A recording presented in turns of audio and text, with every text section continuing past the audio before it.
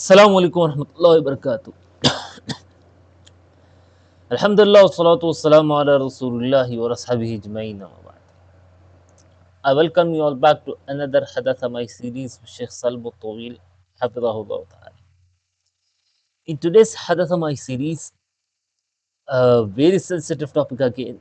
هكذا يعبث الإخوان المسلمون في البلاد. That's how the Ikhwanis destroy the country. That's it. الحمد لله وحده والصلاة والسلام على من لا نبي بعده. أما بعد، حدث معي، انظروا كيف يعبث الإخوان المسلمون في العباد والبلاد. ذات يوم أحد الأخوة التحق بدروسي وتعرفت عليه عن قرب وعرفنا عن قرب، فحدثني بأمر غريب جدا. So the title again, Sheikh Salmat will mention, this is how the Muslim Brotherhood destroys the country. So once a brother joined my lessons and I started to connect with him and know him closely, and he started to connect with me and know me closely. So he mentioned to me a really strange incident. That's يقول أنه معلم، وأن أحد الإخوان المسلمين عضو في مجلس الأمة يقول أنه فرزني على أن يكون من السكرتارية عنده. so this brother said to me is that I'm a teacher.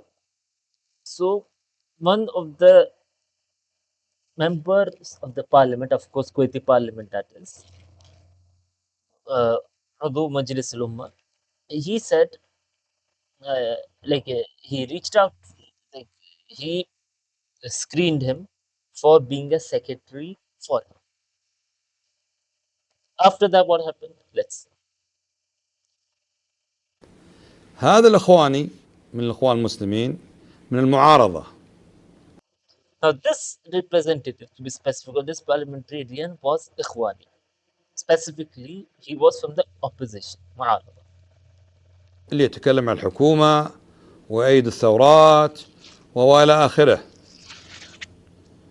ويقول للناس هاي الحكومة اللي يدوس على راسها هو اللي يحترمونه ويمشون معاملاته. So this guy, since he's from the opposition, who oppose the government, who are pro protest, who are pro anarchy, right, who are pro protesting and all of that, he says is that, like, if you step on the government, then only your affairs would come in order, or it would happen. الناس تصدق. ليش؟ يأتون بالمعاملات إليه ويوقعها موافقات من الوزراء ويرجع لهم، قال شفتم هؤلاء إذا ما تدوس على راسهم، إذا ما تنتزع حقوقك منهم. So the thing is that this guy from the opposition, what he does is that if there is any issue which people are facing and so on and so forth, he takes that issue, that's it, to the representative, to the ministers, and gets their signature, right? Their signature of approval, and brings this back to the people, and their issue of whatever issue the people are facing is solved. So based on that, then he says, look, this is how we step on the government so that the affairs are in order. Now, of course, now the reality behind it now would be mentioned in a few moments. الناس تصدق. And people are believing in this. قال لكن لما اشتغلت أنا في السكرتارية عنده تفاجأت أن هؤلاء الإخوان حدث يقسمون أنفسهم إلى قسمين. Quite interesting. Is that, of course, now this person who was the teacher, he said that when I worked as a secretary under this Ikhwani, the thing which I noticed is that these Ikhwanis divide themselves into two. This is, let's see. قسم ضد وقسم مع. One is pro government and that is anti-government. فهذا اللي يهدد الحكومة وندوس على راسها ونستخرج حقوقكم معارض، يعطونا يعني أفراد دائرته الناخبون معاملاتهم، يستلمها يقول يسلمني إياها، أذهب بها إلى عضو آخر من حدث علاقته طيبة مع الحكومة، مبصمتي للحكومة، يعطي معاملة الوزراء، يوقعون على موافقات، هذا ينتقل، هذا يترقى، هذا يعطى، هذا كذا. يقول آخذ الموافقات هذه من هذا العضو الذي هو مع، استلمها واذهب الى العضو اللي هو ضد، ويسلمها للناخبين. قال ما قلت لكم الحكومة اللي يدوس على راسها هي اللي توافق له. So the crazy process is that since they divide themselves into two types, now this guy who is anti-government, who says we should like put the pressure on the government so that we could extract out our rights from them. This guy, what he does, he takes like anything like which people need, basically, whether it is promotion, demotion, like increase in salary, promotion, or whatever this is, something like that is there. He takes that affairs, and what does he do? Is that like in this connection, right? The people who are in the circles of who are called Nakhibun, this is it under him, because of course under the what you would say under the member of parliament they are what called representatives.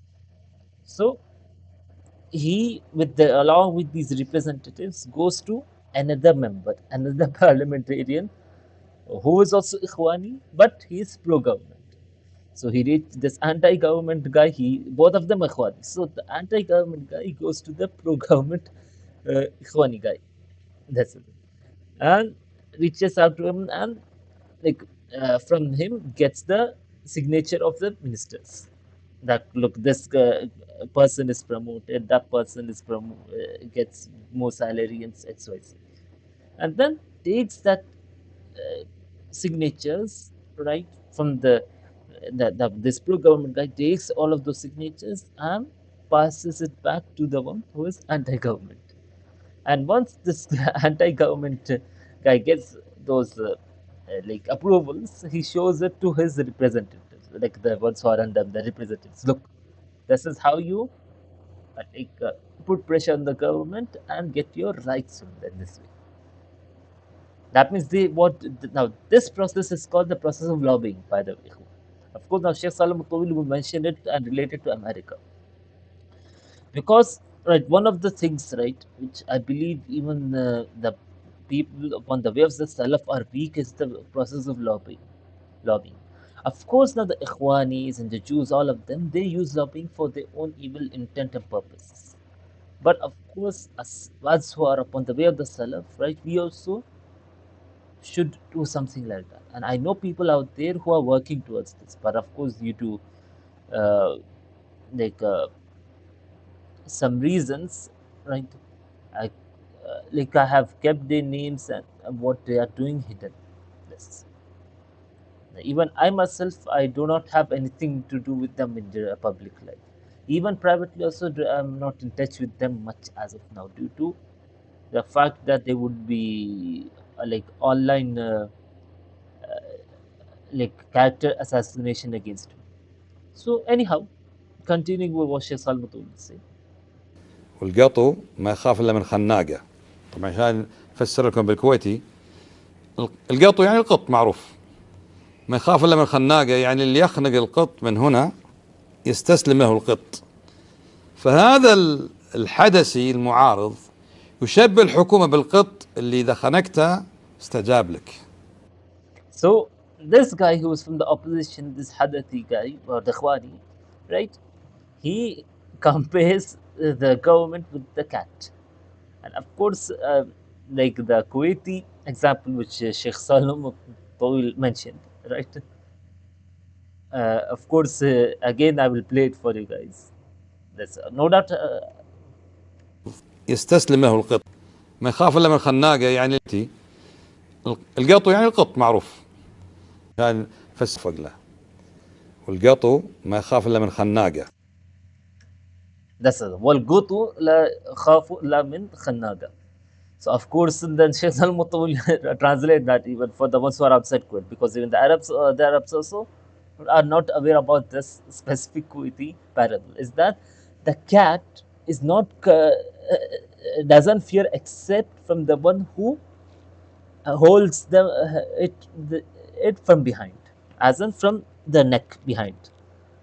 So this Hanafi guy is comparing the government with the cat and saying is that, look, if I hold the cat right from like this with the neck, right? If I hold the government like this, then from the neck, then towards that person, the cat becomes submissive. That's it. So, of course, as you can see, how problematic thinking is of these Ikhwanis laws. طبعا عشان أفسر لكم بالكويتي، القطو يعني القط معروف، Exactly. The cat.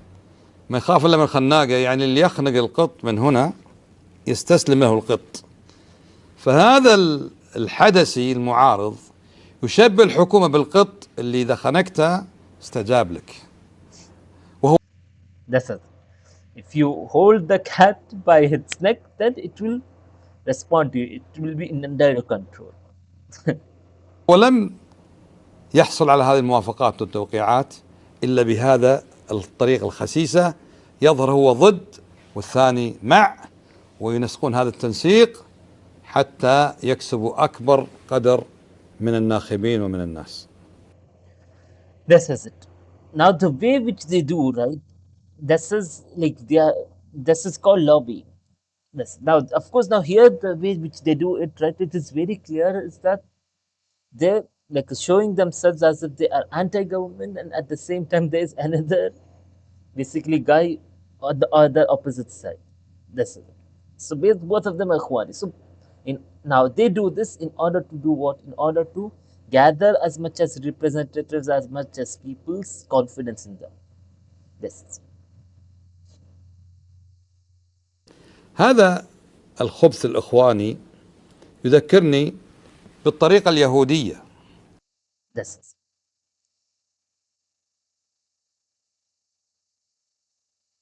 This Ikhwani dirt that reminds me of the Jewish way. Let's. فاليهود في أمريكا هكذا يفعلون، فريق من اليهود مع الجمهوريين، وفريق من اليهود مع الديمقراطيين، والانتخابات معروفة بين الجمهوريين والديمقراطيين. إذا فاز في انتخابات الجمهوريون قال اليهود إن معكم، وإذا فاز الديمقراطيون في الانتخابات قال اليهود إن معكم. As you can see, that this is reminds me of the Jewish way. Now, in the Jewish way, and of course, even the guys who are brothers from who are from the United States, they could relate to it better. Is that there are the Republicans and there are the Democrats. So, of course, now the elections in the USA specifically are held between these two parties usually. Sometimes the Republican president comes to power, sometimes the Democratic president comes to power.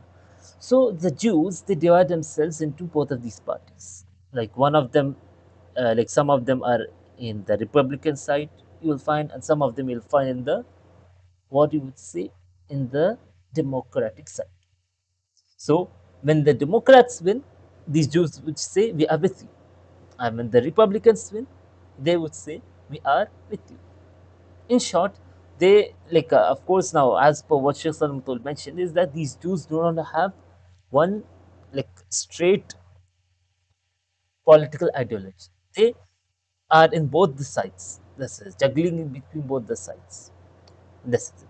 Now, of course, now this thing within itself is not a problem, but of course now Sheikh Salam described it to be problematic because it is used for evil purposes, evil intent, and evil spreading the evil ideology. If you use it in the correct way, so that the like perception about the like your perception, you are there to correct the perception, then that's not this. Now, if even I myself personally would suggest, right? anywhere out there in the world, the people who are upon the way of the Salaf, this is.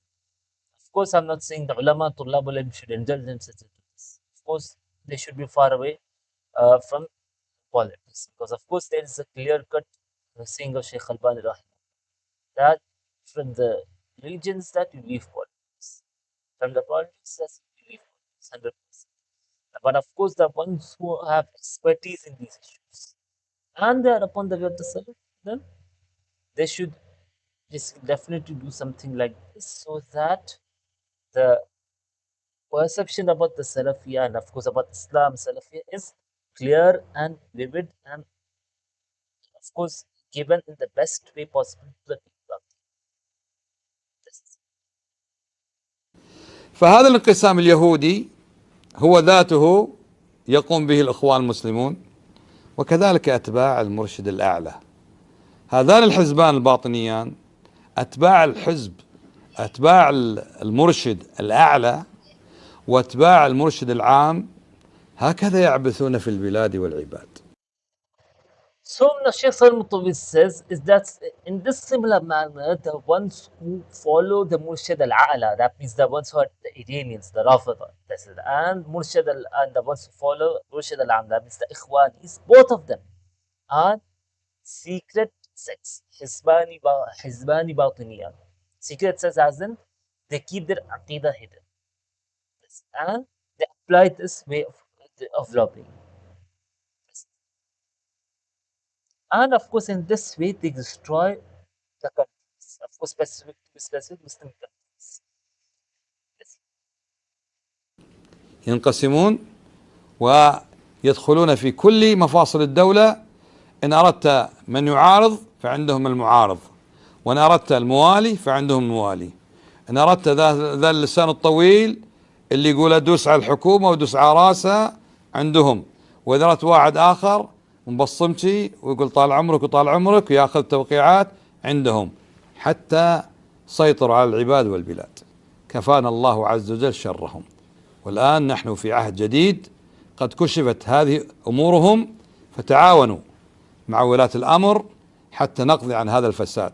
هذان فريقان باطنيان، أتباع المرشد الأعلى وأتباع المرشد العام، لا يريدون إلا نصرة أحزابهم ومذاهبهم، لا يهمهم الإسلام ولا العباد ولا البلاد، وإنما يهمهم أن يتصدروا وأن يتحكموا. كفانا الله شرهم، والله المستعان. Sheikh Salem Taweel reiterates what he mentioned before and says that both of these like, parties, right, whether they are the Ikhwanis and the Rafida, both of them, right, they're basically this way of lobbying which they do, right, their aim is not to benefit anyone. Their aim is to benefit themselves, their ideology, and to take over and rule. That's their ideology. That means anyone who is with them, they entertain. Anyone who is not with them, they would kick them, or they would not even treat them as Muslims. Yes, as I even mentioned in the previous episodes. Of course, Sheikh Salmut will also mention it in episodes again and again. Is that according to the Ikhwanis and even according to Rafida, both of them, that anybody who doesn't follow this, their ignorance or this like ideology of takfir, khuruj, like system of so-called khilafa, system of so-called wilayat al-faqih and all of that, right? According to them, they are kuffar, in short. And of course, that's why you will see always, anytime you see these Ikhwanis rule anywhere in the world, right? They will not anyone who opposes them live. This, in short. Now, somebody could say then the Muslim rulers also do so. The Muslim rulers, on the other hand, right, I would say many a times are more lenient than what you think. And of course, I'm not saying this because I'm living in Saudi Arabia or something. But of course, if you look into the reality, you would know the reason. Of course, because if me, Faris Sharif, were a Muslim ruler, maybe the of course, all these people, right, would not have existed. Anyhow, uh, this is, I would say this should be it for today. سبحانك اللهم وبحمدك أشهد أن لا إله إلا أنت أستغفرك وأتوب إليك. May Allah help us. Assalamu alaikum wa rahmatullahi wa barakatuh. الحمد لله